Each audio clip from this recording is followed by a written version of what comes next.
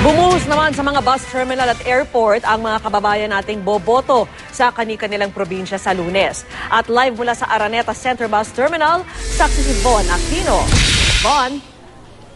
Vicky, hanggang ngayong gabi ay may mga ilang bus pa rin na hinahabol ng mga chance passengers para makabiyahe na imbis na maghintay bukas. Nakipagsiksikan sa biyaheng ito papuntang Samar ang chance passenger na si Maricel Endoy at ang kanyang pamilya. Isasabay niya raw ang pagboto sa pagbabakasyon sa probinsya ngayong long weekend. Aside from my fiesta by tomorrow sa namin barangay, yung election din after ng election balik na din ako dito sa Manila. Pero pag-amin niya, hindi na niya kilala ang maraming kandidato sa probinsya dahil sa Maynila siya nagtatrabaho. Alam mo pa ba yung mga kandidato doon sa lugar? Yun lang at hindi ko na alam. Hindi ko sure. Pero meron na akong mga nakita through Facebook naman. Meron naman sila doon. So, through doon, pwede kong ma-check kung sino ang pwedeng iboto, sino magaling. Dinatnan ko namang nakahiga na sa loob ng ticketing station ang pamilya ni Lani Hagonoy. Nasira kasi ang bus na sasakyan nila papuntang Samar. Gayunman, umaasa siyang makakabiyahe na sila ng kanyang mga anak bukas para tiyak na makaabot sa eleksyon.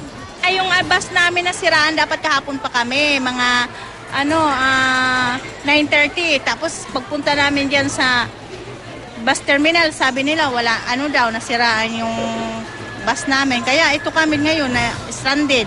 Samar para magbuto sana. Ang magpipinsang ito, rehistradong botante rin pero sa Metro Manila. Gayunman, di na raw sila boboto at pupuntang probinsya para samantalahin ang long weekend. Kasi po long weekend po eh. Kaya yun.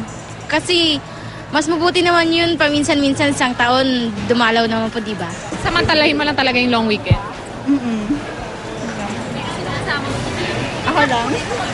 Ayon sa pamunuan ng Araneta Center Bus Terminal, nagdagdag na raw ng mga biyahe ang mga bus company para sa inaasahang dagsa ng mga botante pa uwi ng probinsya.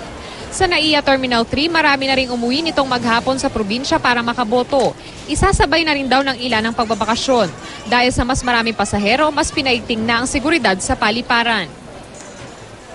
Vicky, sa pagtaya ng Araneta Center Bus Terminal ay aabot sa 14,000 ang mga pasaherong bumiyahe ngayong Biyernes, ilang araw bago ang eleksyon sa Lunes. At live mula dito sa Araneta Center Bus Terminal, ako si Von Aquino, ang inyong saksi.